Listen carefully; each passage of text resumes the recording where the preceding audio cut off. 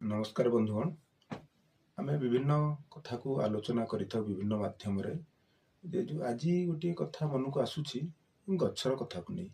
गच्छ जे आमर केते मित्र से कथा भी भूली जा उचित नुहे। से गच्छ और मनुष्यर संपर्क को नहीं गोटे भिडियोटे माने उपस्थापन करुची। आशा आपण मानते देखिबे मतामत देबे केमती भल होई परिबो से विषय भी टिके निश्चित उचित मतामत दबा पे अनुरोध।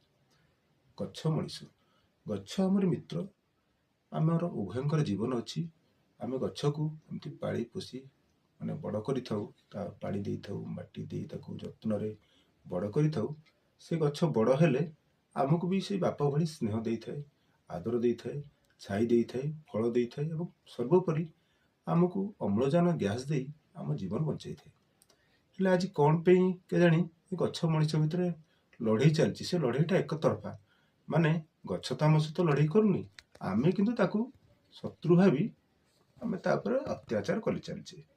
कंटाटे फुटिगले आमको काटुची किंतु आमे अविचार रे माने अति निर्विकार भाव रे किछि मन को न आनी गछर डालटे बढ़ीगले काटी दउचे, ताकू मूलोत्पाटन कर दउचे।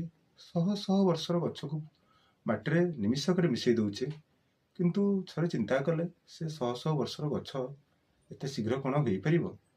आम रास्ता घाट पर गछ काटिबा दरकार, घर करबा दरकार किंतु से गछटा तो आउ आसी परिबनी।